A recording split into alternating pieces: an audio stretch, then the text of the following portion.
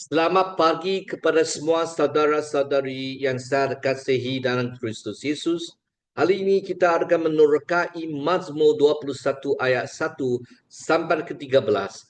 Kepercayaan Raja kepada Yahweh dengan rujukan kepada satu terbitan yang diterbit oleh penerbit Beacon Hall yang menerokai firman di Mazmur di bawah tradisi Wesleyan.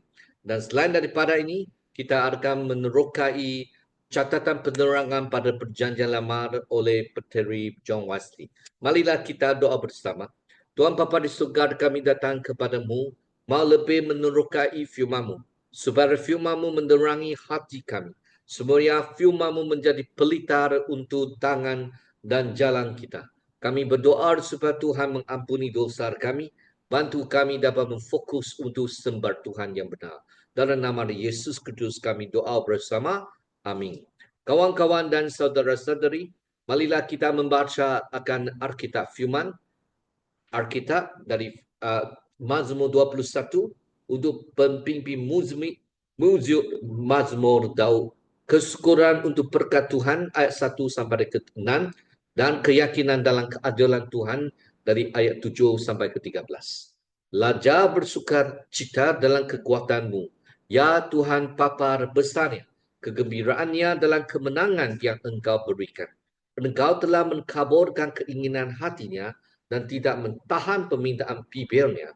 Engkau datang menyambutnya dengan berkat yang kaya dan meletakkan mahkota emas murni di kepalanya. Dia meminta hidup kepadamu dan engkau memberikannya panjang umur selama-lamanya.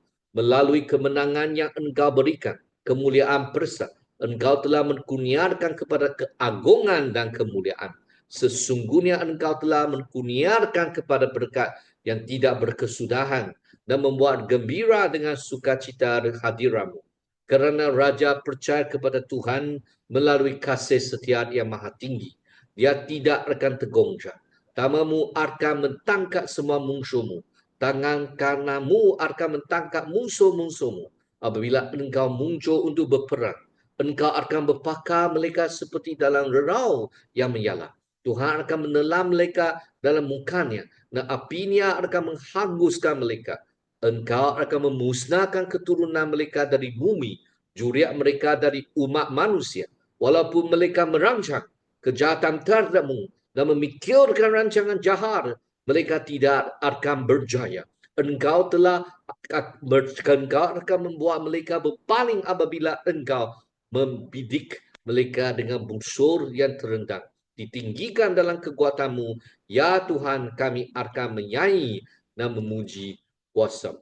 Kawan-kawan dan saudara-saudari dalam Kristus Yesus, lagu Tiraja ini seperti Mazmur 20 menunjukkan tanda-tanda komposisi untuk kegunaan liturgi. Kedua-dua fokusnya pada Raja dan rujukan nyata pada 2 Samuel bab 7 dan janji-janji perjanjian Yahweh disanar kepada dinasti Daud, menunjukkan satu peristiwa yang memperbaharui perjanjian itu. Ini adalah kemungkinan walaupun tiada konsensus ilmiah mengenai bila tepat upacara seperti itu akan berlaku di Israel. Puisi ini menampilkan beberapa aspek utama pemahaman Israel tentang kerajaan. Mazmur 21 adalah contoh yang baik tentang kaya yang dikaitkan dengan Daud Lidawi, tetapi mungkin paling baik difahami sebagai sama ada David, Raja Daud atau hanya untuk David dan bukannya oleh David. Mazmur 21 adalah Mazmur diraja, kesyukuran yang mengikut secara semula jadi dari Mazmur 20. Di mana Mazmur 20 adalah doa untuk raja sebelum pertempuran. Tetapi Mazmur 21 adalah lagu pujian selepas kemenangan yang mengenai kesetiaan Tuhan dalam menjawab permohonan yang ditawarkan.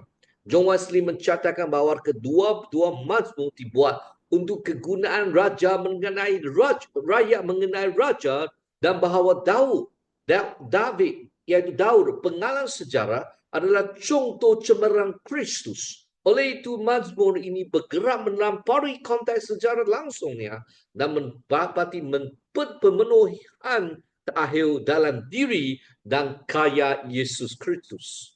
Pendekatan hermeneutik Wesley adalah kedua-dua litera dan tipologi yang mengesarkan berkas sejarah yang diterima oleh Daud sambil juga melihat dalam mereka sekilas kenabian tentang Raja Mesias yang memerintah secara kekal di tangan kanan Tuhan. Pembacaan dua kali ganda ini memberikan Mazmur 21 kedalaman teologi dan menjadikan sesuai untuk ibadat dan refleksi Kristian. Selepas sirah ragu pembukaan, Mazmur ini dibahagi dengan mudah kepada dua bahagian. Ayat 1 sampai ke 6 dengan peringatan sokongan mengenai milik, iaitu raja, pada ayat 7 dengan doa pentutupan. Terfelar pada ayat 13, struktur duaan dikonomi ini mencerminkan pemahaman Ibrani tentang keseimbangan retorik.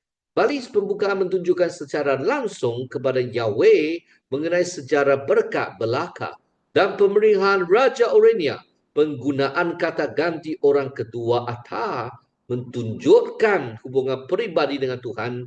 Pergerakan kedua ayat 7 sampai 12 bercakap secara langsung kepada Raja mengenai eksploitasi Raja yang akan datang di bawah berkat Yahweh. Peralihan ini ditanda dengan perubahan dalam alamat gramatikal. Bentuk kata kerja. Kerana separuh pertama Mazmur ini kelihatan tertampak pada masa lalu, bentuk kata kerja itu harus diambil sebagai masa kini umum sedang melakukan. Mencatat apa yang Raja dan Yahweh lakukan. Bukannya masa depan akan melakukan. Bentuk itu ini berbeza dengan bentuk katar yang biasanya menunjukkan tindakan yang telah selesai. Implikasi gramatikal ini menyokong pemahaman bahawa kedaulatan Tuhan dan kepercayaan Raja adalah realiti berterusan, bukan hanya peristiwa sejarah atau pengharapan masa hadapan. Saudara-saudari, dalam ayat yang pertama, di mana Yahweh beokar ismach melik uvisu atas mar yang kemoot. Ayat pertama Mazmur ini menetapkan realiti di mana seluruh Mazmur bergantung. Apakah realiti itu?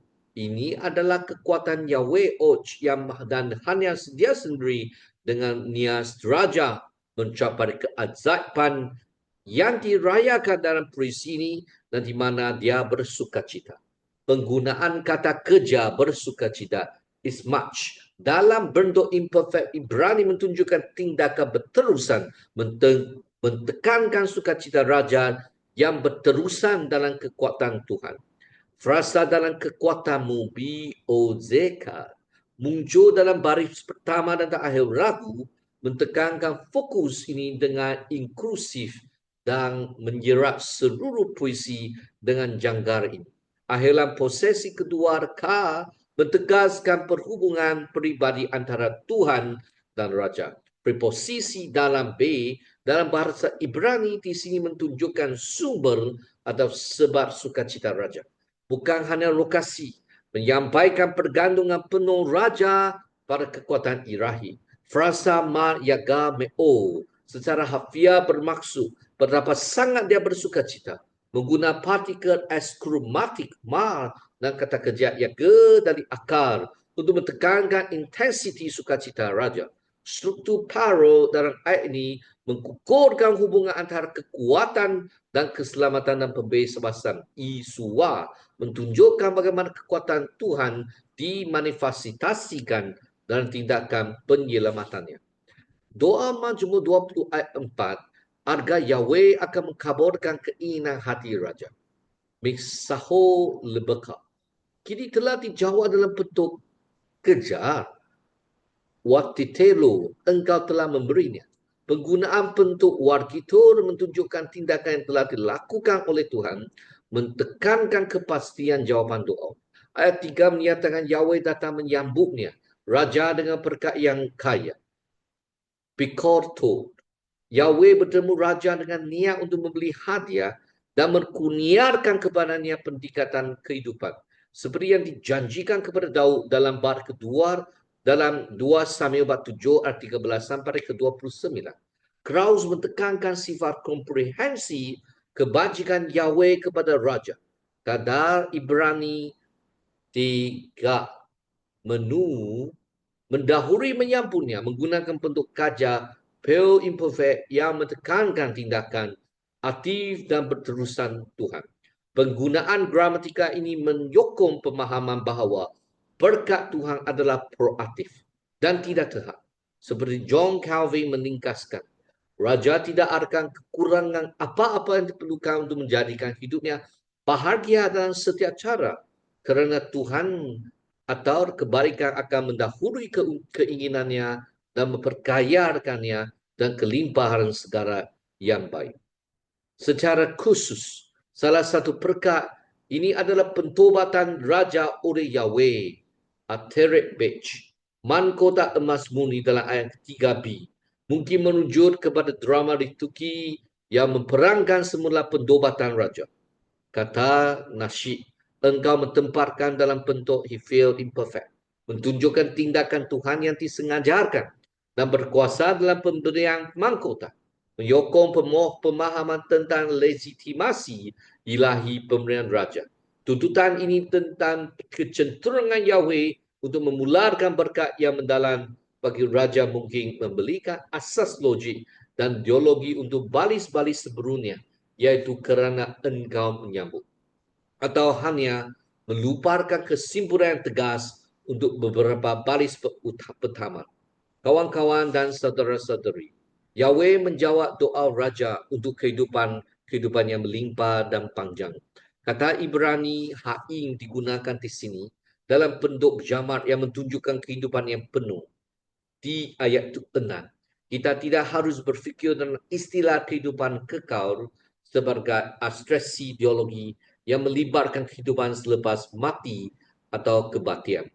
Kawan-kawan, dalam kedua-dua kes seperti dengan pentadbiran raja ayat 9, begitu juga dalam kehidupan Yahweh, kata paning, wajahmu bentuk konstru beneka dengan akhiran posesif adalah ungkapan kuasa pentadbiran raja dari Yahweh. Penggunaan kata sama bersukacita dalam konteks ini menunjukkan hubungan covenant yang aktif antara Tuhan dan Raja sebagai wakilnya. NIV mentandangkan ini menterjemahkan panjang umur selama-lamanya. Frasa Ibrani Orek Yami secara harfiah berpandang kepanjangan hari-hari dan merupakan idiom untuk umur panjang. Kata orang yang diterjemahkan selama-lamanya dan konteks ini merujuk kepada tempoh masa yang panjang, bukan ke abadian mutlak. Ia adalah kehidupan yang cukup untuk mengalami janji dan berkat Yahweh dan bukan hanya untuk kepentingan raja. Raja adalah orang penting yang melalui banyak berkat Yahweh kepada bangsa akan mengalir. Kemenangan yang Yahweh berikan mentetapkan kemangsuran raja. Ini sendiri mentimbulkan pencegahan dari serangan. Kata Ibrani kabut yang diterjemahkan sebagai kemuliaan membawa konotasi berat dan kekal. Konstruksi gramatiko tesawi aulai engkau mentempatkan padanya dalam bentuk pure menunjukkan tindakan aktif Tuhan dalam memberikan kemuliaan. Mungkin betul untuk mengatakan Yahweh menyebarkan raja melihat wajahnya dan bukannya membuat raja gembira. Kawan-kawan dan saudara-saudari dalam Kristus Yesus, kesyukuran untuk berkat yang diterima. Separuh pertama majmuk ini dipenuhi dengan pujian untuk kesetiaan, penyetiaan dan kehadiran Tuhan. Daud bersukacita bukan dalam pencapaian sendiri, tetapi dalam kuasa dan rahmat Tuhan. Ayat yang pertama, Raja bersukacita dalam kekuatanmu. Tuhan, betapa besarnya kegembiraannya dalam kemenangan yang engkau berikan. Wesley memberi komentari di mana berkata dia bercakap tentang raja dalam orang ketiga. Dan menjelas ini memasuk dirinya sendiri. Daud mengakui bahawa semua kemenangan adalah perbuatan Tuhan. Ini adalah corak untuk kepimpinan yang saleh. Memberi penghargaan kepada sumber kuasa yang sebenar. Ayat kedua, engkau telah mengkaburkan keinginan hatinya dan tidak mentahan permintaan bibirnya. Wesley berkata, engkau bukan sahaja mendengarnya, tetapi mengkaburkan permohonannya. Di sini Wesley meliburkan tindak balas Tuhan terhadap doa, menunjukkan hubungan peribadi dan perjanjian. Ayat ketiga, engkau datang menyambutnya dengan perkara yang kaya dan meletakkan mahkota emas murni di kepalanya, mencegar mahkotanya dengan pelbagai berkat, lebih banyak dan lebih awal daripada yang diharapkannya. Wesley menekankan inisiatif Tuhan dalam memberkati dia, bertindak sebelum kita meminta, yang dilihat dengan sempurna dalam misi Kristus. Kawan-kawan dan saudara-saudari dalam Kristus Yesus, di mana kita lihat ayat yang keempat. Dia meminta hidupnya kepadamu dan engkau memberikannya panjang umur selama-lamanya. Wesley membeli komentari, engkau membeli umur yang panjang dan memindarkannya untuk hidup bersamamu. Selamanya lebih nyata dipenuhi dalam Kristus. Ayat yang keempat ini mencerminkan kedua-dua perkara. Sementara Daud dan kebangkitan dan pemerintahan kekal Kristus Yesus, di mana kematian dikalarkan sekali untuk semua, Kristus juga ditinggikan ke tempat tertinggi dan diberi nama di atas setiap nama. Sukacita hadiran Tuhan adalah ganjaran tertinggi berkat ilahi. Wesley melihat ini paling indah, dipenuhi dan pentingkan Kristus dan persatuan kita dengannya. Melalui kemenangan yang engkau berikannya, kemuliaan perasaan engkau telah menkurnia kepadanya keagungan dan kemuliaan. Wesley membeli komentari kemuliaan, kemangsuran, penyelamatan, pembebasan persa dan mulia yang telah engkau lakukan. Ayat yang keenam, sesungguhnya engkau telah menkurniakan kepada berkat yang tidak berkesudahan dan membuatnya gembira dan sukacita kehadiranmu. Wesley memberi komentari, wajah tersenyum kepadanya dengan rahmat dan kebaikanmu. Kawan-kawan dan saudara-saudari dalam Kristus Yesus, satu-satunya balis dalam puisi yang menggambarkan dalam orang ketiga apa yang Raja lakukan, mentamatkan tugas utama dan mungkin satu-satunya tugas yang mutlak diberikan.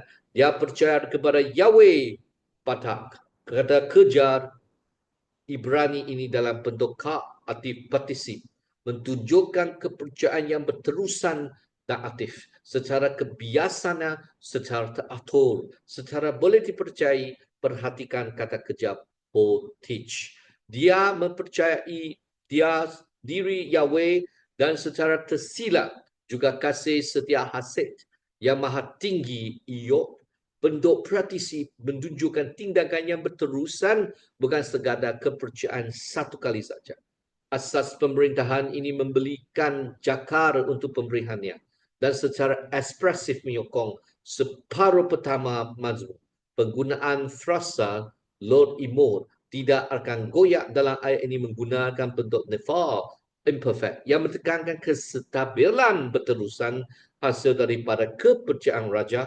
Imam masa kini memungkinkan sejarah sebelumnya dan masa depan yang dijanjikan.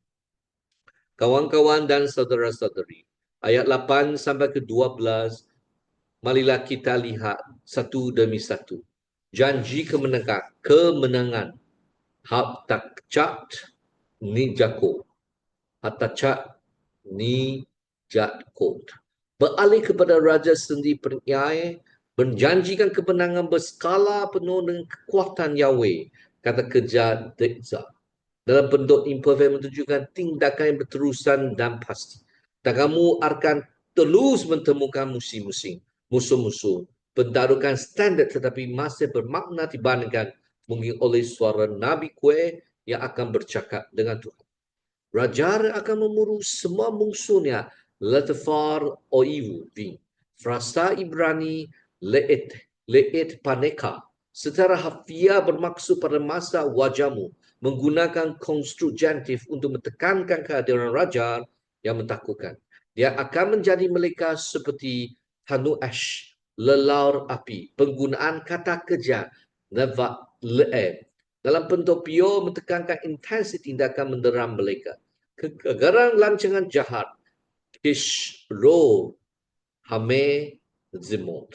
Mereka akan terbukti tidak dapat melaksanakan rancangan jahat mereka. Kata Ibrani menzemah untuk berancangan membawa konotasi negatif dan bentuk jamaknya menzemot menunjukkan rancangan berulang dan berterusan. Ungkapan tesitomo sekem membuat mereka berbaling dalam ayat 12 menggunakan metafor lar hafia menunjukkan mereka menjadikan mereka bahu untuk menggambarkan musuh yang dikalahkan. Kawan-kawan dan saudara-saudara, ayat ke-13 bermajmur dengan inklusis membawa pembacaan kembali ayat yang satu dan pelayan kekuatan kuasa Yahweh. Frasa pembukaan rumah Yahweh ditinggikan Yahweh menggunakan bentuk imperatif menekankan permohonan mendesak untuk pertinggian Yahweh. Ini ditinggikan dengan dalam kekuatan yang menggunakan awalan menunjukkan dalang atau dengar yang menekankan kekuatan Yahweh sebagai instrumen pertinggiannya. Di sini doa adalah agar pambilan kuasa Yahweh bagi pihak raja pilihannya akan ditinggikan di atas semua saingan. Kata kejar Nasyira kami akan bernyanyi dan Unezamera dan kami memuji menggunakan bentuk kohotatif mencerminkan hasrat kolektif umat untuk memuji dan janjinya adalah bahawa umat Yahweh akan memujinya tepat pada titik kuasanya. Ya vulateka keperkasaanmu yang tiada tandingan. Ini adalah salah satu daripada dua tuntutan asas Mazmur. Yahweh mempunyai kekuatan untuk melindungi dan memakmurkan Raja Israel.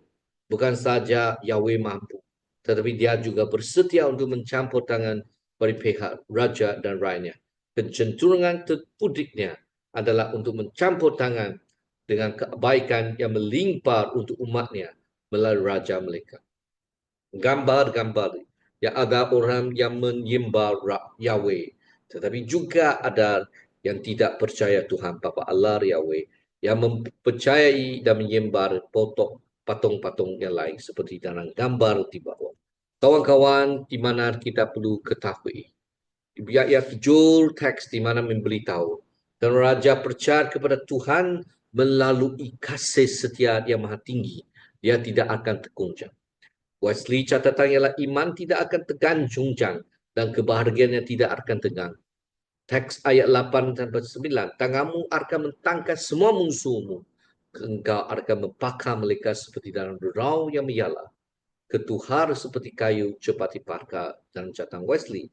Engkau akan memusnahkan keturutan mereka dari bumi. Zuriat mereka dari umat manusia. Catatan Wesley, buah ini menunjuk kepada anak-anak mereka.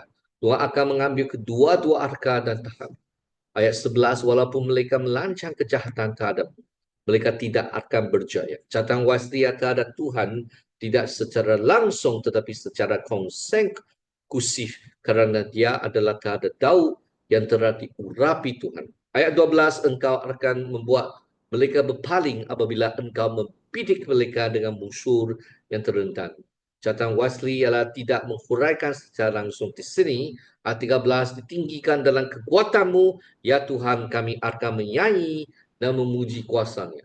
Catatan Wesley ialah tinggikan maksudnya oleh kerasamu sendiri atau oleh manifestasi daripadanya. Bagian ini beralih untuk mengisytiharkan penghakiman Tuhan ke atas orang jahat dan sokongannya yang tidak berbela pahagi untuk raja yang diurapi. Iman dan kasih Tuhan memberikan kestabilan yang tidak tergoncang untuk Daud dan akhirnya untuk Kristus Yesus. Kawan-kawan dan saudara-saudari, penghakiman Tuhan di sini kita boleh belajar yang pasti, walaupun mereka melancang kejahatan terhadapmu, mereka tidak akan berjaya. Wesley memberi komentari terhadap Tuhan tidak secara langsung, tetapi secara konsekutif. Kerana ia adalah terhak Daud yang telah diurapi Tuhan. Pertentangan tentang umat Tuhan pada akhirnya adalah pertentangan terhadap Tuhan sendiri. Ini mendapat ungkapan penuh dalam penolakan Kristus. Ayat 12, engkau telah membuat mereka berpaling apabila engkau membidik mereka dengan musuh yang terendang. Walaupun Wesley tidak menghuraikan secara langsung di sini, image ini mencerminkan ketepatan Tuhan dalam keadilan dan kedaulatannya dalam keteburan. Yang ke-13, ditinggikanlah dalam kekuatanmu. Ya Tuhan, kami akan menyanyi dan memuji kuasamu. Wesley memberi komentari, ditinggikan maksudnya oleh kuasamu sendiri atau oleh manifestasi daripadanya. Ayat terakhir ini adalah toksologi korporat, mengisytiharkan keunggulan tertinggi Tuhan. Wesley melihat ini sebagai kedua-dua perkesahan sejarah dan perisytiharan kenabian tentang pemerintahan Kristus Yesus. Kawan-kawan, dari teks kita belajar Mazmur 21 mentekankan tempat dan keistimewaan utama yang dinikmati oleh Raja Israel. Dalam doa, dia boleh meminta dengan harapan yang kuat untuk jawapan. Tetapi, seperti semua orang lain dalam kerajaannya, apa yang dia harapkan adalah untuk diterima, dia harus meminta. Tiada satu pun daripada kurniaan dan anugerahnya yang wujud dalam dirinya. Kawan-kawan, May mengingatkan kita, mereka adalah kurniaan Tuhan. Raja mencontohi tempat doa yang sangat diperlukan dalam hubungan manusia dengan Tuhan. Keajaiban Mazmur dan lagu-lagu dirajanya adalah bahawa janji-janji yang pernah dibuat secara unik kepada Raja kini menjadi milik semua umat Tuhan. Jadi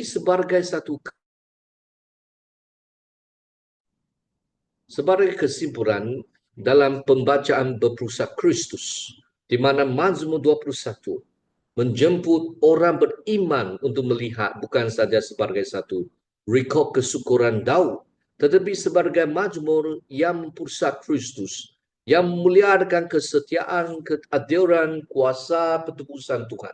Setiap berkat yang diterima Daud, kemenangan, kehidupan, kemuliaan, sukacita adalah barengan yang akan diterima Kristus dalam kepenuhan. Panggilan kepada orang Kristian. Bagi orang Kristian, Mazmur ini adalah untuk memanggil untuk kita bersukacita. Dan kekuatan Tuhan bukan kekuatan kita sendiri. Percaya dalam kasih-Nya yang kekal. Menantikan kemenangan Kristus, Raja kita yang sebenar. Setiap penghakiman yang dinyatakan dalam Mazmur 21, yang diisytiharkan ke atas orang yang jahat, adalah peringatan tentang tanah morat yang Tuhan pertahankan. Dan seperti yang disimbolkan oleh John Wesley, melalui mazmur ini, kita diingatkan untuk memuji Tuhan dengan keyakinan yang tidak berbela bahagi, kerana kekuatannya adalah kekal. Keadilannya sempurna dan rajanya Yesus Kristus memerintah selama-lamanya. Mari kita doa bersama. Tuhan Bapa di surga, bantulah kami bersuka cita dalam Tuhan Yesus. Kami bersandar diri kepada Tuhan Bapa Allah, supaya kami boleh belajar firman-Mu dengan hati yang haus dengan Tuhan. Dalam nama Kristus Yesus kami berdoa bersama. Amin. Semua Tuhan memberkatimu dan sekeluarga, dan kita jumpa lagi. Bye.